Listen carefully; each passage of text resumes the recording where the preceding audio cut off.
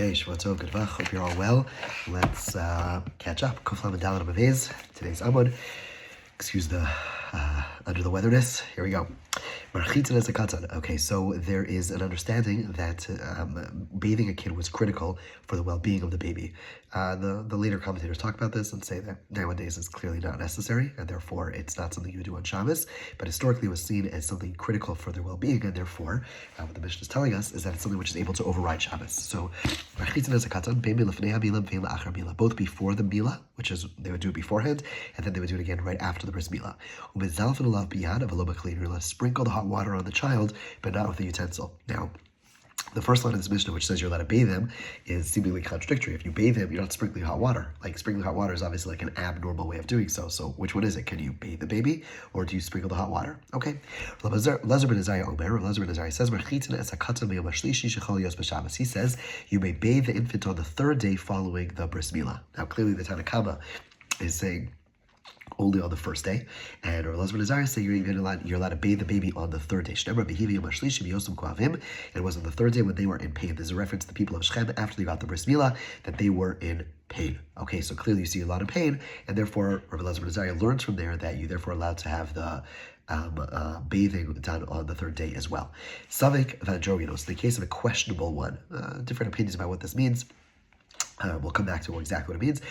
Or androgynous. Androgynous is someone who has both male and female organs. So there's a suffix as to the status. There's a doubt into the status. Shabbos, the Tanna Kama says, we do not do bris milah on this child on Shabbos because of their doubtful status. Are they a male, in which case they would be obligated to get a bris milah, or are they a female, in which case they would not. Rehuda, as we'll see, permits, in the case of androgynous, what we'll see is a source for him saying so. Okay, ask the Gemara. The Mishnah begins off, the beginning says, you are allowed to bathe the child. Then it says you only sprinkle. So which one is it?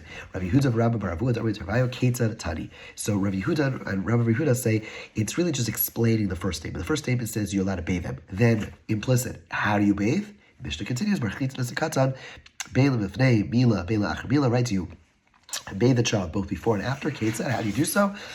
You sprinkle the hot water upon him, but not with a utensil. Okay, that's the meaning of this Mishnah. It's just saying the only thing you're allowed to do on day one is sprinkle hot water. You do not bathe the baby. Rava asks, how do you say that? The Mishnah begins by saying you could bathe the baby. So that implies that bathing the baby is done in a normal fashion, not sprinkling. So how do you read this Mishnah? This is how you do it. This is what it means. On the first day, you bathe the baby completely normal, both before the Bris Milah and after the Bris Milah. And the third day, when the third day falls on Shabbos, then you only let a sprinkle and not use a utensil. Rabbi Elazar ben Azariah Omer, Rabbi Elazar ben Azariah argues, and now we're continuing the Mishnah. He says, no, even on the third day, you're allowed to bathe. As it says, because on the third day, they were in pain, and therefore he learns you're allowed to actually bathe and not just sprinkle. So the way Rava, according to the Tanna, the way that Yehuda and Rabbi Ravu are learning the Mishnah is to say that the Tanna Kama holds you only allowed to sprinkle hot water on the child. You're only going to sprinkle hot water on the child, even on the first day. And the way that Rav is learning it is that you're allowed to bathe the child on the first day, and the sprinkling could only be done on the third day. And according to both opinions, Rabbi Elazar is arguing and saying you're allowed to, Rabbi Elazar ben Azariah is arguing and saying you're allowed to bathe even on the third day. Okay. Tani Kavas and Rava would bring a brisa which seems to go like Rava. The brisa says like this: you're allowed to bathe the child both before and after. On the first day in the normal fashion. And on the third day, you sprinkle with the hands. It sounds exactly like Rava said. You bathe the infant on the third day when it falls on Shabbos. Again, the same end of our Mishnah, which says, even though there's no proof, there is somewhat of a support from the pasuk that says the people of Shechem were in pain on the third day. And then the Mishnah, the brisa continues and really goes back and explains the Tanna Kama, and when they sprinkle, you don't sprinkle with a cup or a plate or a vessel, you sprinkle with your hands. That is the abnormal way it's done, and therefore it's allowed in that way. And the Gemara explains, the Tanna Kama. The last line is obviously going only according to the Tanna Kama. Elazar ben Azariah says you're allowed to bathe them regularly. It's the Tanna Kama says sprinkle, and sprinkle means not with any utensil, only with a hand. Fine. My alpha p. Now, fine. So this brisa clearly goes like Rava, who says that on day one, the Tanna Kama is holding, you're allowed to bathe regularly. Okay. Ask the Gemara, "My afapishin ra'ila davar zeichel davar." What is the meaning of, even though it's not a proof, it is an indication? Why is it not a proof? You see very clearly that the people of Shechem were in much pain on the third day. They were unable to support themselves, to defend themselves. So why is it not a proof? And so the Gemara says, Katan Salik Bey Bisrahaya. An adult, right, who's in Shechem? Who are we referring to in Shechem? Adults. Adults heal longer. It takes longer for adults to heal than children, and therefore there's no proof, full-fledged proof, that a child is going to be in pain on third day, because maybe for a child they'll heal much faster. It's only for adults that will take 3 days to heal, and therefore there's no proof from the people of Shechem, but it certainly would seem to be a support. Excuse me for 1 second.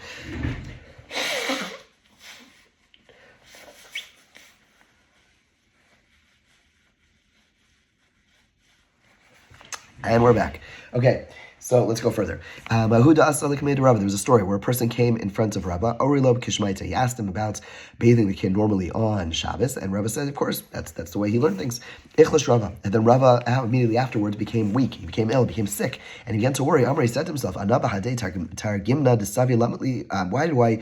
why was I arguing with the interpretation of those who are older than me? Rabbi Yehuda and Rabbi Ravua were more senior rabbis. They ruled that you were only allowed to sprinkle. Rava's interpretation said you're allowed to bathe. And he's asking himself, maybe I got ill because I ruled against these great rabbis. So Amr Rabban and the Rava, the rabbis were there with him, said to him, listen, Matani Kavas Demar. But there's a Bryce who just quoted in support of Rava. Amr Lahu, Rava says it's true. The Bryce does support me, masnisan kvasayu daika. But the truth is, now that I think about it, the Mishnah actually has a support to him. Why mimai? Why do I say that? Rabbi Elazar ben Azariah Omer. The last line of the Mishnah in this dialogue has Rabbi Elazar ben Azariah saying to the Tanakama, that you're allowed to bathe the infant on the third day when it falls on the Shabbos. Now, if it's so, the Tanakama is saying that you're allowed to sprinkle, only allowed to sprinkle. Rabbi Elazar ben Azariah counters and says, no, don't sprinkle, wash. But if like me, like the way that I, Rava, interpret the Mishnah, that on day one, you are allowed to bathe. And it's only on day 3 that you sprinkle. Why does Rabbi Elazar ben Azariah say you bathe on the third day? He should say you're even allowed to bathe on the third day, right? In other words, since, according to the way that the senior rabbis were learning it, the Tanakama made no mention of bathing. And therefore, when Elazar ben Azariah comes along, he says you're allowed to bathe on the third day. But according to Rava, the Tanakama does talk about bathing, so wouldn't it make sense for when Elazar ben Azariah comes along and says, not only allowed to bathe on day 1, you can bathe on day 3 as well. But that's not what it says. It just says you're allowed to bathe, which implies that the Tanakama does not allow bathing. And that's why Rava realized that maybe the Mishnah does not support him, and therefore he was questioning, maybe he made a mistake in his approach. Rav Dimi came from Israel to Bavel. He said that the halacha is like Rav Elazar. He said the name of Rav Elazar. The halacha is like Rav Elazar ben Azariah, meaning you're allowed to bathe fully on day 1 and day 2 and day 3. Havu b'marava. They asked a question in Eretz Yisrael. Archatzas kal gufa, archatzas mila. Are you allowed to wash the entire body? When he said when the Mishnah said you're allowed to bathe, does he mean bathe the entire body, or does he mean just to bathe the area of the circumcision? One of the rabbis, Rav Yaakov, said, "Mistabra chatzis kol gufa." Makes sense. Say it's the whole body. If you want to say it's just the circumcision wound, is it any worse than applying hot water on an ordinary wound, which is permitted? To Amar Rav, this person has a real wound on Shabbos. You're allowed to apply hot water. So if you're allowed to apply hot water to any wound, certainly the bris milah, you're allowed to. So when he says you're allowed to bathe on Shabbos for the child who is circumcised, it can't just be on the wound, because that you're allowed to do to any wound. It must be what he's coming along to say is that you're allowed to do bris milah on the entire body. So Maskar Rav Yosef says, whoa, that's how do you bring a proof from there? The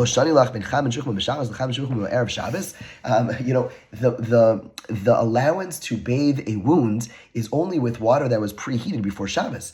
Our Mishnah over here is telling us that you're allowed to heat up water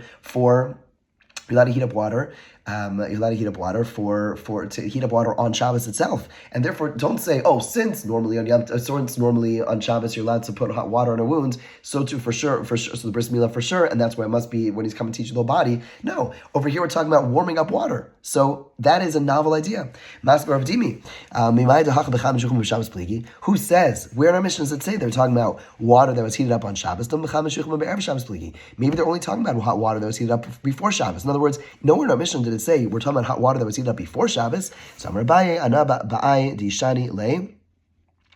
I wanted to answer of Dimi's question. Rav Yosef beat me to it, and he said, "Our Mishnah is certainly talking about heating up water on Shabbos. Why? Because it is a danger for the child not to have a bath." And again, back in the day, that was the understood medicine, or things have changed.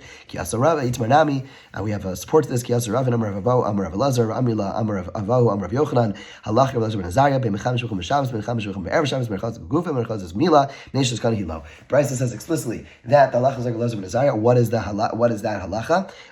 Sorry, it's not a Bryce, but it's a teaching in the name of Yochanan that. We rule like Elazar ben Azariah, allowed to bathe on day 1 and day 3, and that is true whether it is water that was heated up before Shabbos, certainly that water, but even water heated up on Shabbos, and it is true for doing just the area of the wounds as well as the entire body. Okay, Gufa. Let's go back to a statement that was said earlier. We do not prevent hot water and oil from being applied upon an ordinary wound on Shabbos. You place the hot water outside the wound. Then you allow the oil and the hot water to flow onto it. In other words, Rav says you're allowed to place the hot water and the oil directly on the wound. Shmuel says you put it next to it and it flows gently down to the wound. Meisvei. They challenge us from Bryce. You're not allowed to place oil and hot water onto a soft cloth to place upon a wound on Shabbos. This seems to contradict Rav. Rav said you are allowed to place directly on the wound, and here it's saying you can't place oil and hot water on a cloth to place on a wound. Where the answer is no. There, we're talking about a case where there is squeezing. Since you're talking about a cloth, that's an issue of squeezing, and that's why even Rav would agree you can't do that. Tashma, another attempt to disprove to Rav, you're not allowed to put hot water and oil onto a soft cloth that's resting upon a wound on Shabbos. Again, hasna mishum schita. There's the prohibition is on account of squeezing, fine, and therefore it's not a question on Rav. Tani Kvas Shmuel. However, now we find a support for Shmuel. You're not allowed to place hot water and oil on a wound on Shabbos. You're allowed to place it next to the wound. And then it flows gently to the wound. Tanar Rabbanan was taught. You're allowed to place upon a wound dry cloth or dry sponge. Avalo gemi yavesh lo kasisin yavesh, not dry reed and not dry cloth rags. Kash kasisin kasisin. It says you could put cloth rags, and then it says you can't put cloth rags. Which one is it? The one that says new rag. The one that says you cannot do it. That's new rags, because new rags apparently have a healing effect, whereas old rags do not have a healing effect. We see from here that new cloth rags cause some level of healing. Bottom line, interesting, but the consensus of the poskim is that you are allowed to put a Band-Aid on a wound, and we don't consider it causing healing. It's just preventing it from getting infected. And so whether it's a new Band-Aid, old Band-Aid, don't put an old Band-Aid. But if it's a new Band-Aid, the consensus of the poskim is you are allowed to put it on. That would not be an issue. We'll pick up on the bottom of Kuf Lamed Dalet Amud Beis tomorrow. Have a great day.